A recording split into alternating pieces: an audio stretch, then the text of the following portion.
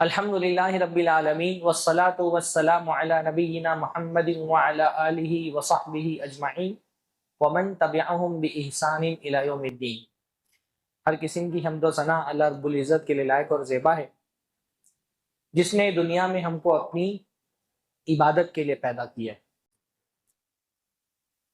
اور اللہ تعالیٰ کی عبادت ایک ایسی چیز ہے بندہ جس کا زندگی بھر حق نہیں ادا کر سکتا۔ اللہ تعالیٰ کی عبادت کا حق ادا نہیں ہو سکتا۔ عبادت اصل میں کیا ہے؟ عبادت اصل میں اللہ تعالیٰ کی عظمت کے اعتراف کا نام ہے، اللہ تعالیٰ کی تعظیم کا نام ہے، رسپیکٹ دینے کا نام ہے اللہ تعالیٰ کو۔ عبادت کے ذریعے سے بندہ کیا کرتا ہے؟ اپنی ذلت اور بے بسی اور اپنی کمزوری کا اعتراف کرتا ہے اور اللہ تعالیٰ کی عظمت کا اعتراف کرتا ہے۔ عبادتوں کے ذریعے سے بندہ کیا کرتا ہے؟ اللہ کے عظیم ہونے کا اعلان کرتا ہے، اللہ کے عظیم ہونے کا اعتراف کرتا ہے۔ اس لیے علماء نے کہا نا، عبادت دو چیزوں سے مل کے بنتی ہے، غایت التعظیم اور غایت التذلل، انتہا درجے کی تعظیم۔ تعظیم کا مطلب کیا ہوتا ہے؟ کسی کی عظمت کا اعتراف نا۔ تو بھئی ایک تو تعظیم ہوتی ہے جو بچے اپنے استاذ کی کرتے ہیں، بیٹا اپنی باپ کی کرتا ہے، چھوٹے بڑوں کی کرتے ہیں، پر تعظیم جب انتہا درجے کو پہنچ جاتی ہے تو وہ عبادت بن جاتی ہے۔ غالباً جو ہے وہ ملک زادہ منظور کا ایک شعر ہے، رسم تعظیم نہ رسوا ہو جائے، اتنا مت جھکیے کہ سجدہ ہو جائے۔ ہاں، یعنی لوگوں کی تعظیم کرنا اچھی بات ہے، لوگوں سے تھوڑا جھک کر کے ملنا اچھی بات ہے، لیکن جب بندہ انتہا درجے میں جھک جاتا ہے تو وہ کیا بن جاتی ہے؟ وہ عبادت بن جاتی ہے۔ تو رسم تعظیم نہ رسوا ہو جائے، اتنا مت جھکیے کہ سجدہ ہو جائے، جن کو دستار ملی ہے ان کو سر بھی مل جائے تو اچھا ہو جائے۔ تو تعظیم جو ہے نا، جب وہ انتہا درجے کی ہوتی ہے تو وہ عبادت بن جاتی ہے۔ رسپیکٹ جب انتہا درجے کی ہوتی ہے تو وہ عبادت بن جاتی ہے۔ تو اللہ کی عظمت کا معیار تو یہ ہے کہ بندہ تعظیم کی کسی درجے میں بھی چلا جائے، تعظیم کا حق ادا نہیں ہو سکتا۔ اس لیے یہ شعور ہمیشہ ایمان والے بندے کو اس کے دل میں پیوست رہتا ہے، وہ عبادت کے کسی مقام کو پہنچ جائے کہ مجھ سے نہیں ہو پایا، میں نہیں کر سکتا، وہ ہمیشہ اپنی عبادت کو کم تر دیکھتا ہے۔ کل میں نے کیا بتایا تھا کہ اپنے گناہوں کو بڑا دیکھتا ہے اور اپنی عبادتوں کو کم تر دیکھتا ہے۔ وہ کتنی بھی عبادتیں کر لے، وہ ہمیشہ اس احساس میں رہتا ہے، نہیں، اللہ تعالیٰ کی تعظیم کا حق مجھ سے ادا نہیں ہو سکتا۔ حافظ ابن کثیر رحمہ اللہ ایک روایت لائے ہیں صحیح تفسیر ابن کثیر میں، اس کو کہا ہے کہ اس کی سند میں کوئی پرابلم نہیں ہے، کہ اللہ تعالیٰ کے جو فرشتے ہیں نا، آسمان فرشتوں کے بوجھ سے چرچرا رہا ہے۔ چرچرانا سمجھتے؟ جیسے کسی چارپائے پہ بہت لوگ بیٹھ جائے تو چرچراہٹ کی آواز آتی ہے نا، ایسے آسمان فرشتوں سے بھرا ہوا ہے، یہاں تک کہ ان کے بوجھ سے چرچرا رہا ہے۔ ان میں سے کوئی فرشتہ ہے جو جب سے اللہ نے پیدا کیا ہے اس کو وہ سجدے نہیں پڑا ہوا ہے، کوئی فرشتہ ہے وہ اللہ نے جب سے پیدا کیا وہ قیام میں ہی کھڑا ہے، کوئی فرشتہ ہے جب سے اللہ نے پیدا کیا ہے وہ رکوع میں ہی اللہ کے اور اللہ کی حمد و تسبیح میں لگا ہوا ہے، یہاں تک کہ قیامت کے دن یہ فرشتے جب سر اٹھائیں گے اور اللہ رب العالمین کے چہرے کا دیدار کریں گے تو کہیں گے سبحانک ما عبدنا کا حق کا عبادتی، اللہ تعالیٰ تیری ذات پاک ہے، ہم نے تیری عبادت کا حق نہیں ادا کیا۔ یہ ہزاروں سینکڑوں سال سے جو فرشتے سجدے میں پڑے ہیں نا، جب اللہ کے رخ انور کا دیدار کریں گے وہ کہیں گے نہیں، ہم سے تو ہو ہی نہیں سکتا۔ یہ جو ایکسپریشن ہے نا کہ مجھ سے نہیں ہو پایا، یہ ہر عبادت کے بعد ایمان والے بندے کا احساس ہوتا ہے کہ میں نہیں کر سکا، مجھ سے ہو ہی نہیں سکتا۔ دنیا کے عظیم ترین عبادت گزار کون ہے؟ پیارے نبی محمد رسول اللہ صلی اللہ علیہ وسلم۔ اللہ کے نبی سے بڑا متقی، پرہیزگار، عبادت گزار اس پوری کائنات میں کوئی پیدا نہیں ہوا۔ حضرت عائشہ رضی اللہ تعالیٰ عنہ فرماتی ہیں کہ اللہ کے نبی صلی اللہ علیہ وسلم کو ایک مرتبہ میں نے ٹٹولا، رات میں تو بستر پہ موجود نہیں تھے، ہاتھ بڑھایا تو دیکھا اللہ کے نبی سجدے میں ہیں، آپ کے دونوں پیر کھڑے ہیں اور اللہ کے نبی صلی اللہ علیہ وسلم سجدے میں اپنے رب سے مناجات کر رہے ہیں۔ اور کیا فرما رہے اللہ کے نبی صلی اللہ علیہ وسلم؟ لا احصی ثناء علیک انت کما اثنیت علی نفسک، کہ اللہ مجھ سے تیری تعریف کا حق ادا نہیں ہو سکتا، تیری حمد کرنا، تیری تعریف کرنا، تیری عظمتوں کا بیان کرنا میرے بس سے باہر ہے، میں نہیں کر سکتا۔ لا اسی ثناء علیک، میرے بس میں نہیں ہے تیری تعریف جمع کر لینا۔ انت کما اثنیت علی نفسک، تو ویسا ہے جیسا تو نے خود اپنی تعریف اور ثنا کی ہے۔ بندہ اپنے ہاتھ کھڑے کر دیتا ہے۔ یہ احساس اور شعور ہمیشہ رہنا چاہیے۔ بھائی آپ دیکھیں گے کہ عبادتوں کے بعد استغفار ہے، بہت ساری عبادتوں کے بعد استغفار ہے۔ ہم نماز سے فارغ ہوتے ہیں، فارغ ہوتے ہی کیا کہتے ہیں؟ اللہ اکبر، اللہ اکبر، استغفر اللہ۔ حج کے بارے میں اللہ نے قرآن مجید میں فرمایا ثم افیضوا من حیث افاض الناس واستغفر اللہ، کہ جہاں سے لوگ لوٹتے ہیں تم بھی وہاں سے لوٹو اور اللہ سے استغفار کرو۔ حج ختم ہوا، استغفار میں لگ جاؤ۔ گناہ تو نہیں کیا آپ نے تو نیکی کا کام کیا ہے، پھر استغفار کس بات پر ہے؟ کہ بندہ جب نیکی سے، عبادت کے کام سے فارغ ہوتا ہے، اللہ کی عظمت کو دیکھتا ہے، اپنی عبادتوں کو دیکھتا ہے، اس کو یہ احساس ہوتا ہے کہ یہ عبادتیں تو اللہ تعالیٰ کی عظمت کو میچ ہی نہیں کرتی۔ یہ جو تعظیم کے لیے میں کھڑا ہوا تھا، یہ تو تعظیم کا حق ادا ہی نہیں ہو سکا، یہ تو عبادت کا حق ادا ہی نہیں ہو سکا۔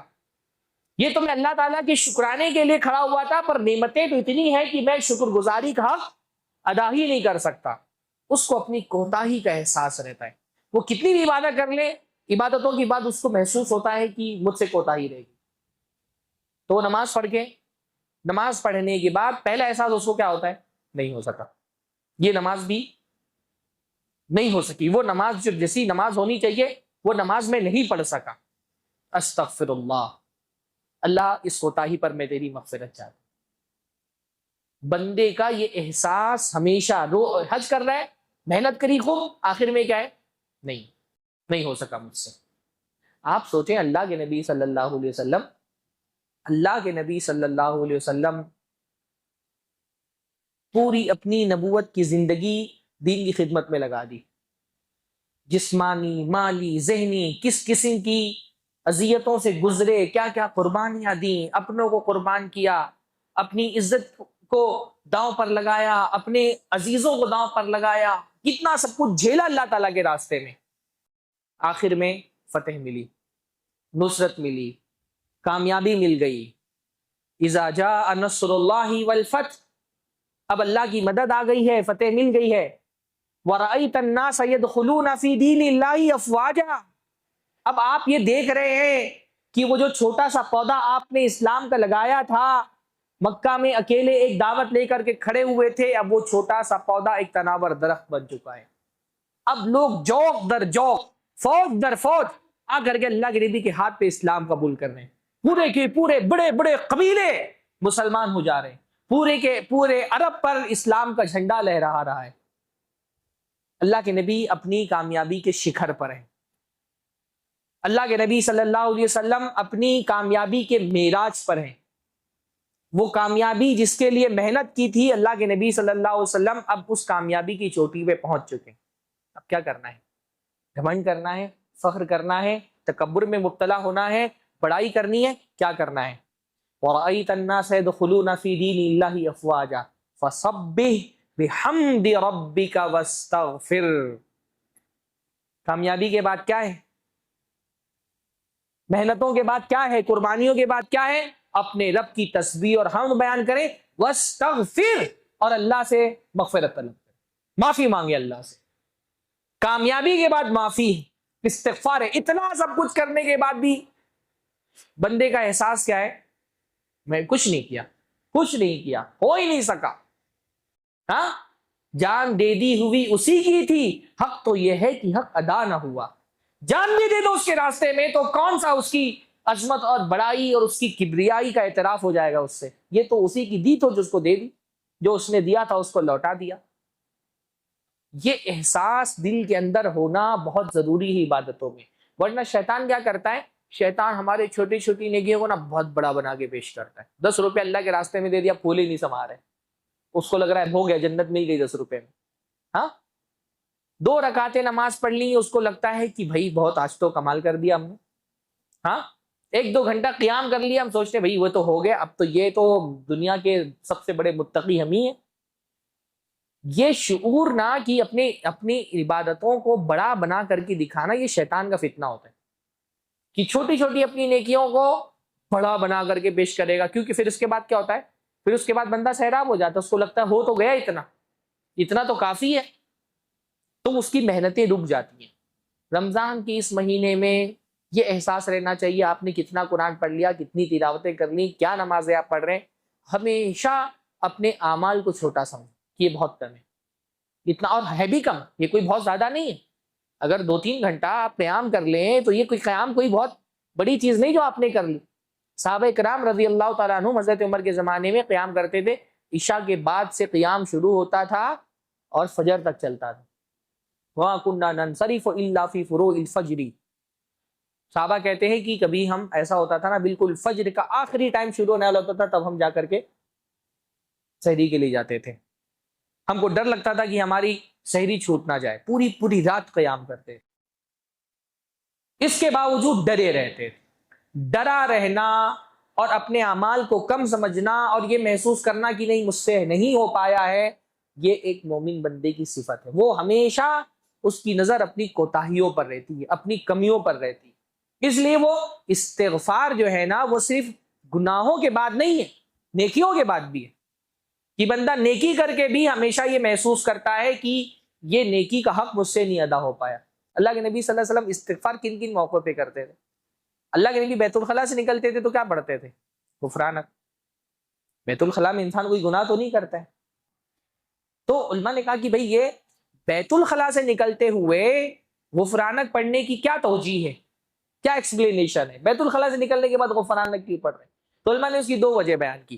ایک وجہ تو یہ بیان کی کہ بھائی بیت الخلاء میں انسان جاتا ہے تو کیا ہوتا ہے، اس کے جسم کی جو گندگی ہے وہ جسم سے باہر آ جاتی ہے، اگر یہ گندگی جسم سے باہر نہ آئے تو یہ جسم کو تباہ کر دے گی، جسم فاسد ہو جائے گا، خراب ہو جائے گا، انسان کی موت ہو جائے گی۔ اللہ کی یہ بھی تو ایک نعمت ہے، کھلا رہا ہے اللہ تعالیٰ، یہ بھی ایک نعمت ہے، اور کھانے کے بعد جو فاضل مادہ ہے اس کو باہر نکلنے کا راستہ بنا دیا ہے، یہ بھی اللہ تعالیٰ کی ایک نعمت ہی تو ہے۔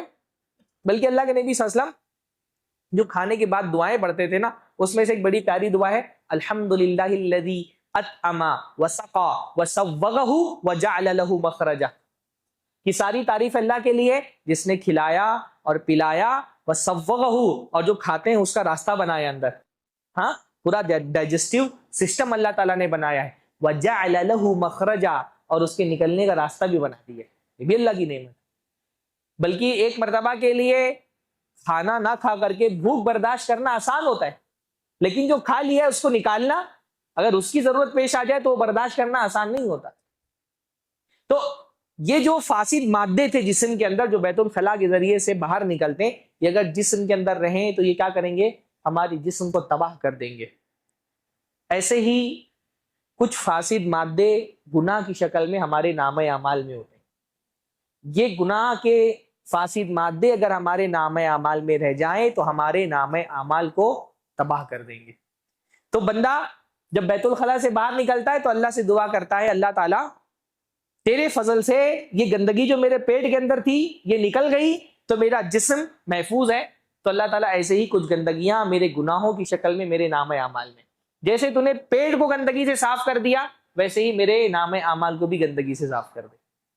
ایک توجیہ علماء نے یہ بیان کی، ایک توجیہ علماء نے یہ بیان کی کہ بھئی غفرانک اللہ کے نبی صلی اللہ علیہ وسلم کیوں پڑھتے تھے، کہ اصل اللہ کا تو حق ہے کہ ہماری زبان ایک لمحے کے لیے بھی اللہ کے ذکر سے غافل نہ ہو، ہر لمحہ، اور اللہ کے نبی صلی اللہ علیہ وسلم کان یذکر اللہ علی کل احیانہ، حضرت عائشہ فرماتی کہ اللہ کے رسول تو ہمیشہ اللہ تعالیٰ کے ذکر سے آپ کی زبان تر رہتی تھی، اٹھتے بیٹھتے سوتے جاگتے، سیڑھی پہ چڑھ رہے ہیں، اونچائی پہ چڑھ رہے ہیں، نیچے اتر رہے ہیں، سواری پہ سوار ہو رہے ہیں، سفر پر جا رہے ہیں، کھانا کھا رہے ہیں، پانی پی رہے ہیں، دودھ پی رہے ہیں، وضو بنا رہے ہیں، نماز پڑھ رہے ہیں، اللہ کے نبی صلی اللہ علیہ وسلم کی زندگی میں آپ کو ذکر سے خالی کوئی وقت نہیں دکھے گا۔ لیکن اب بیت الخلاء تو ایک ایسی انسان کی مجبوری ہے کہ وہ اس قضاء حاجت سے فارغ ہوتے وقت اللہ کا ذکر نہیں کر سکتا، وہاں تو اللہ تعالیٰ کا ذکر نہیں ہو سکتا ہے، تو اللہ کے نبی صلی اللہ علیہ وسلم بیت الخلاء سے جب فارغ ہوتے تو غفرانک کیوں پڑھتے، کہ اللہ تعالیٰ تیرا حق تو یہ تھا کہ میری زبان سے ایک لمحہ بھی تیرے ذکر سے خالی نہ ہو، پر یہ میری کچھ ذاتی مجبوریاں تھیں جن کی وجہ سے اتنے دیر میں تیرے ذکر سے غافل رہا۔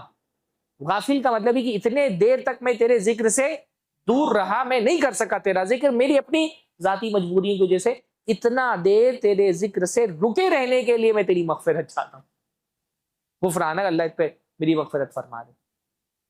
یہ احساس اپنی کوتاہی کا، اپنی کمی کا، یہ جب تک دل میں زندہ رہے گا نا، بندہ محنت میں لگا رہے گا۔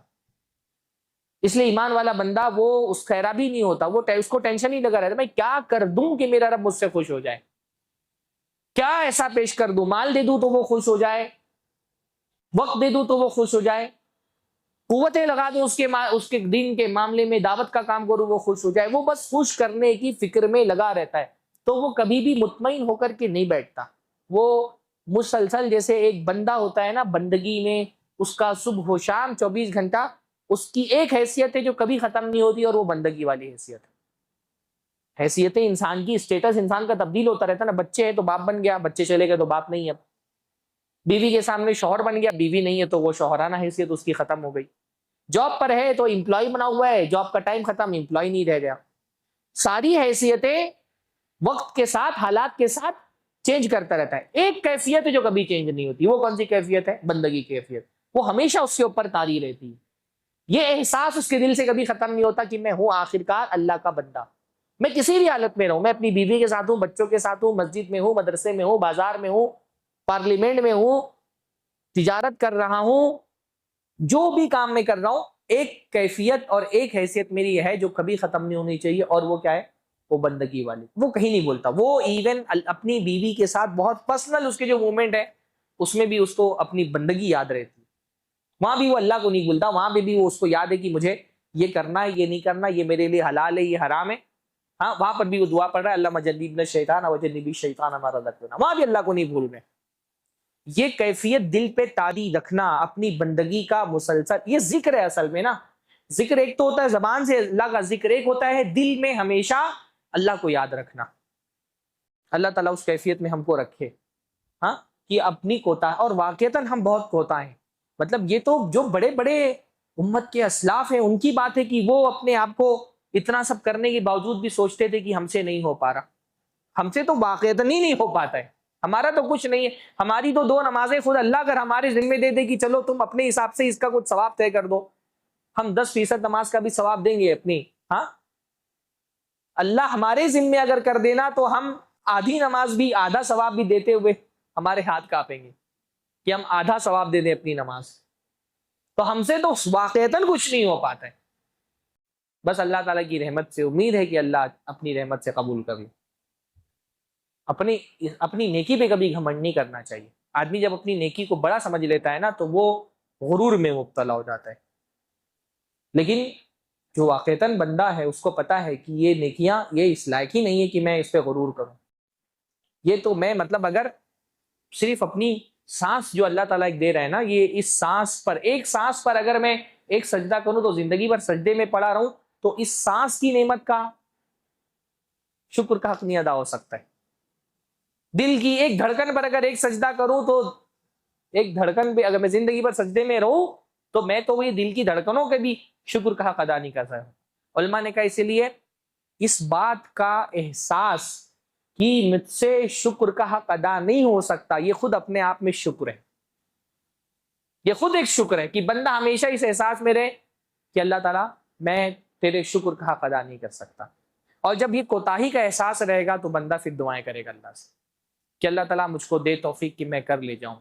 ربی اوزعنی ان اشکر نعمتک التی انعمت علی، اللہ تعالیٰ مجھے توفیق دے دے کہ تو نے جو نعمتیں مجھ پر کی ہے میں اس کے شکر کا حق ادا کر لے جاؤں۔ وعلی والدی، اور اپنے میرے والدین پر تو نے جو نعمتیں کی ہیں میں ان کے شکر کا حق ادا کر لے جاؤں۔ وان اعمل صالحا ترضاہ، اللہ تعالیٰ وہ صالح عمل کرنے کی توفیق دے جو تجھ کو خوش کر دے۔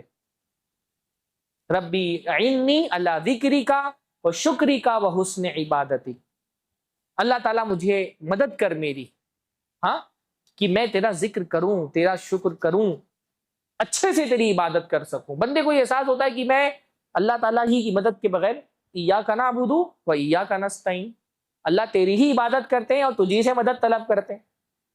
طلبہ نے سوال کیا کہ بھائی ایاک نعبد میں ایاک نستعین تو شامل ہے پہلے سے، اللہ ہی سے مدد طلب کرنا بھی تو اللہ ہی کی عبادت ہے، تو ایاک نستعین کو الگ سے کیوں ذکر کیا؟ ایاک نعبد میں ایاک نستعین شامل تھا، الگ سے ایاک نستعین ذکر کرنے کی ضرورت کیا ہے؟ تو مفسرین نے اس کا جواب یہ دیا کہ بندہ جب کہتا نا ایاک نعبد، اللہ ہم تیری ہی عبادت کرتے ہیں، تو اس کو یہ احساس ہوتا ہے کہ یہ عبادت بھی تو میں بغیر اللہ کی مدد کے نہیں کر سکتا، تو بندہ کہتا ہے ایاک نستعین، اللہ ہم تجھی سے مدد طلب کرتے ہیں کہ تیری مدد ہوگی تبھی تیری عبادت بھی کر پائیں گے، تو تیری عبادت کرنے کے لیے بھی تیری مدد کے محتاج ہیں ہم۔ اس لیے بندہ دعائیں کرتا ہے اللہ تعالیٰ سے کہ اللہ تعالیٰ تیری عبادت کرنے کی توفیق دے۔ بہت ساری دعائیں اللہ کے نبی صلی اللہ علیہ وسلم کی اس معاملے میں آپ کو ملیں گی۔ اللہم انی اسألک فعل الخیرات وترک المنکرات، اللہ میں تجھ سے دعا کرتا ہوں مجھے نیکی کے کام کرنے کی توفیق دے، مجھے گناہوں سے بچنے کی توفیق دے۔ اللہم اجعلنی لک شکارا ولک ذکارا ولک رہابا، اللہ تعالیٰ مجھے توفیق دے کہ میں تیرا شکر، بہت زیادہ شکر کرنے والا بندہ بن جاؤں، بہت زیادہ ذکر کرنے والا بندہ بن جاؤں، بہت زیادہ تجھ سے ڈرنے والا بندہ بن جاؤں، وَلَكَ مِطْوَاعًا، اور بہت تیری اطاعت کرنے والا بندہ بن جاؤں۔ یہ ساری جو کیفیتیں ہیں نا اللہ تعالیٰ سے نیکیوں میں توفیق طلب کرنے کی، یہ کیفیتیں پیدا کیوں ہوتی ہیں؟ کیونکہ بندے کو یہ لگتا ہے کہ مجھ سے نہیں ہو پا رہے۔ اللہ نے ایک رمضان دیا تھا، 20 دن سے زائد نکل گئے، میں نہیں کر پایا۔ یہ اعتراف ہمیشہ رہنا چاہیے کہ میں نہیں کر پایا، کیا کر لیا، ہم کیا کر ہی لیں گے ہم رمضان، اور کیا کر ہی لیتے ہیں ہم رمضان۔ تو یہ ایک اعتراف جب ہوگا ذہن میں نا، تو بندہ پھر التجا کرے گا کہ اللہ تعالیٰ اتنا ہی ہو رہا ہے، تھوڑا اور توفیق دے کہ میں اور کروں۔ لیکن جس نے سوچ لیا میں تو بہت کر رہا ہوں، سب سو رہے تھے تو میں نے تو 2 گھنٹہ قیام کر لیا ہے، میں نے تو 2-4 قرآن ختم کر لیے، میں نے تو پورے روزے رکھے ہوئے ہیں، جو بڑا سمجھ لے گا اپنی عبادتوں کو، پھر وہ لیول اس کا نیچے چلا جائے گا۔ عبادتیں کئی بڑی، جب رسول اللہ صلی اللہ علیہ وسلم اتنا سب کچھ کر کے کہہ رہے ہیں کہ مجھ سے نہیں ہو پاتا ہے، تو ہماری تو حیثیت ہی کیا ہے پھر بندہ اللہ کے بندوں میں۔ بس اللہ تعالیٰ جو بھی توفیق دے رہا ہے اپنی رحمت سے، جو تھوڑی بہت ٹوٹی پھوٹی عبادتیں ہو جا رہی ہیں، اللہ تعالیٰ اس کو اپنی رحمت سے قبول کر لے، یہی بہت ہے۔ ہاں سب یہ تو ہم کو ڈر ہی رہنا چاہیے کہ پتہ نہیں ہے جو تھوڑا بہت ہو رہا ہے یہ بھی اللہ تعالیٰ کے یہاں قبول ہوتا ہے کہ نہیں قبول ہوتا ہے۔ وہ حضرت ابراہیم علیہ السلام کی دعا پہنچ کر کے سلف رویا کرتے تھے، ربنا تقبل منا انک انت السمیع العلیم، کہ اللہ تعالیٰ تو قبول کر لے، تو سننے والا جاننے والا ہے۔ تو سلف کہا کرتے تھے یہ اللہ کا خلیل اللہ کے حکم سے اللہ کا گھر بنا رہا ہے، پھر بھی اس کو ڈر ہے کہ پتہ نہیں عمل اللہ کیا قبول ہوگا کہ نہیں قبول ہوگا۔ ہاں خلیل ہے اللہ کے، اور اللہ نے کہا ہے تو اللہ کا گھر بنایا ہے، پھر بھی ڈر رہے ہیں کہ پتہ نہیں عمل قبول ہوگا کہ نہیں قبول ہوگا، اللہ سے دعائیں کر رہے ہیں۔ اور ہم تو سمجھتے ہیں کہ رمضان پر قیام کر لیا اب تو جنت میں ہمارا نام پکا ہے۔ اللہ تعالیٰ اپنے آپ کو بڑا سمجھنے سے ہم کو بچائے کہ ہم اپنے آپ کو بڑا سمجھ لیں۔ ہم چھوٹے ہیں، ہم چھوٹے رہیں، اور چھوٹے ہونے کا احساس زندہ رہے، یہ بہت ضروری ہے۔ بندگی چھوٹا ہونے کا ہی نام ہے، اسی لیے ابدیت کی ضد ہے استکبار اور تکبر، کہ آدمی اپنے آپ کو بڑا سمجھ لے۔ اللہ ہم سب کو بڑا سمجھنے سے محفوظ رکھے۔ بارک اللہ فیکم، جزاکم اللہ خیرا، وآخر دعوانا الحمدللہ رب العالمین۔ السلام علیکم۔